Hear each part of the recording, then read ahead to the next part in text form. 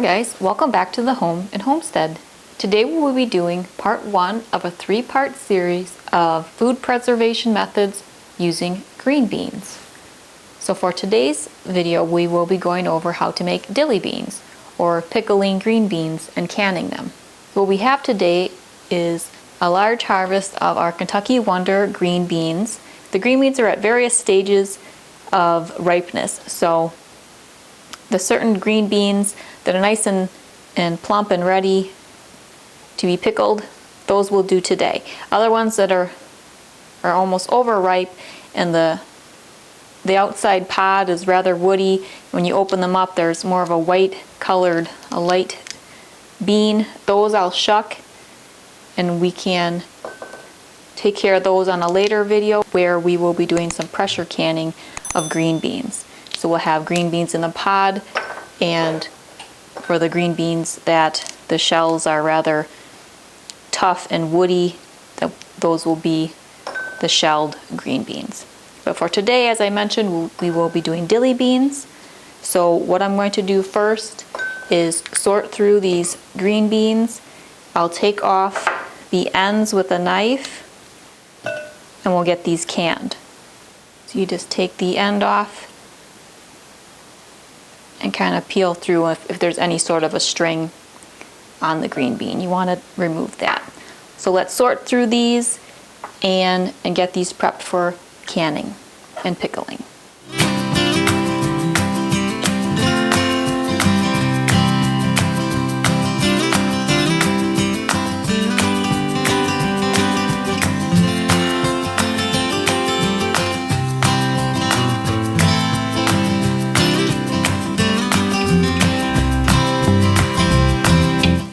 Okay, so the green beans are all prepped. These will be made into dilly beans today, and then these will be for part 2 video where I will further prep them in that video for pressure canning. These will be split into smaller portions and these will be shucked or shelled, and then this is what is inside. So we'll go over that in part 2 when we do pressure canning of green beans. So let me get some jars set up. We will be doing the fresh pack or the cold packing method for canning today. Alright, so when doing the fresh pack method for canning, you just want to make sure that your vegetable or whatever that you're canning is nice and clean, and then you just place them into the jars fresh, not blanched or anything like that. So I'll place them into these jars, and these are from Ball. They're 12-ounce quilted jars, and I really like these for doing dilly beans and pickled asparagus because they're a little bit taller and it works well for taller vegetables like that.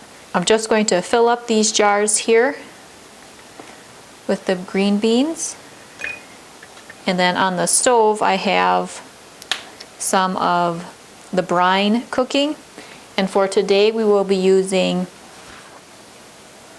Ball's kosher dill pickle mix. I like this mix. I just tried it out this year. I picked some up on clearance end of last year, and it's nice because it has the salt and all the spices and everything, as well as the pickle crisp granules, so it keeps whatever you're canning nice and crispy. And I've done a few batches of pickles with that so far this year, and they've turned out really nice.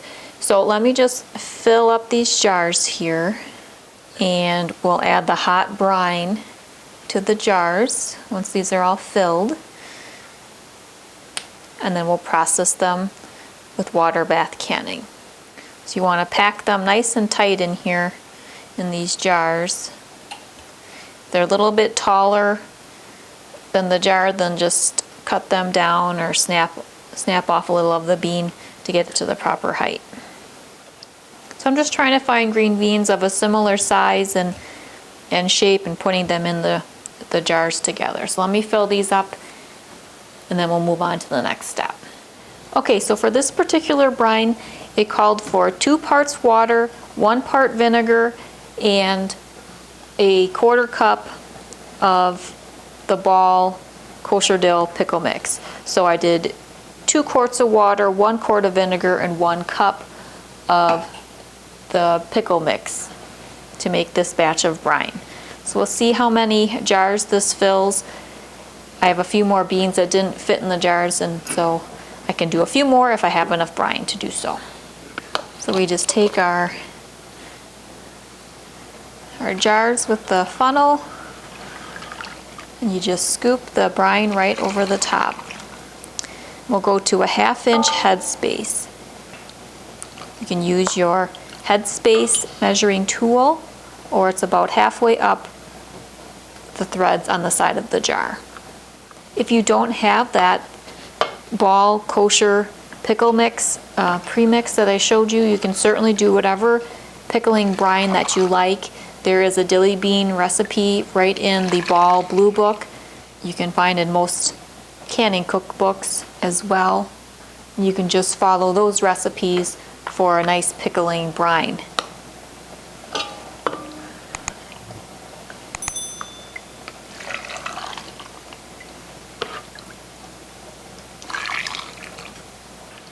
Okay, I think I have enough brine to probably do 2 or 3 more jars. So let me go grab a few more jars and we'll get these filled up and ready for the water bath canner. Alright, so we were able to fill 9 12-ounce jars with the beans and the kosher dill brine. So now we'll just wipe off the rims and the side threads here of the jars with a wet paper towel. That'll just get any residue off of there and help to ensure a nice tight seal.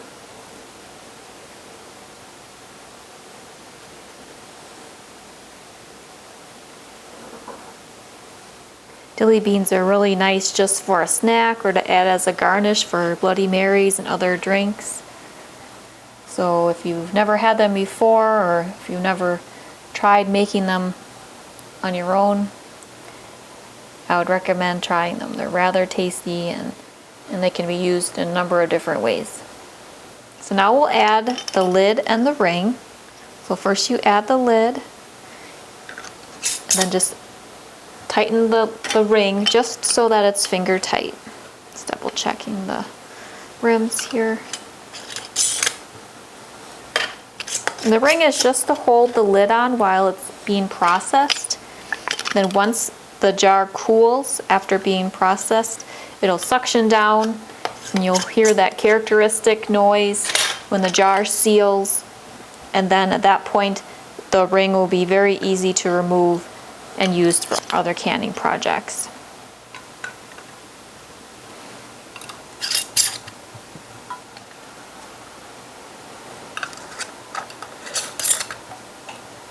All right. So now we will get the jars into the water bath canner. Check the temperature, make sure it's right where we want it. It's ready. We'll set them in.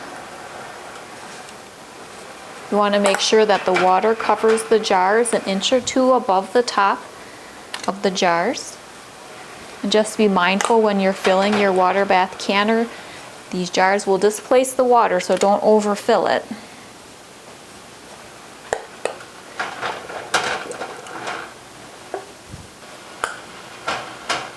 Alright, they're all in the canner. So we'll replace the lid and we'll process these for 10 minutes. And that depends on your altitude. And what I mean by that is based on your elevation of where you live, you may have to add a little more processing time when canning. And the Ball Blue Book has a nice chart. It's the altitude chart for the boiling water method or water bath canning method. So based on your altitude in feet, it'll tell you how much to increase the processing time from whatever recipe you're following. It also has guidelines for pressure canning as well. All right, we'll let this process for 10 minutes and then we'll come back and move on to the next step. All right, the dilly beans have been processing for 10 minutes, so we will remove the lid. Let these sit in the canner for about 5 minutes, and then we'll transfer them over to the cooling and sealing area. All right, so we have 9 12-ounce jars of dilly beans here, so they will sit in this cooling and sealing area for 12 to 24 hours. Then I'll check that they properly sealed, label the tops, and put them down in our cool storage pantry. So let's take a closer look here of the finished product. Well, here are the dilly beans. And we use the 12-ounce jars, and they're a more narrow and tall jar, and that works very well for things that you're pickling, such as green beans as well as asparagus. We'll watch for more videos on the food preservation of green beans. There'll be 2 more. One, I'll be doing some pressure canning of green beans, as well as a video on the seed saving method. So for saving seeds for planting next year for the green beans. I still have more zucchini and recipes that I would like to try out, so there'll be at least one more sweet and savory recipe for us to try out together.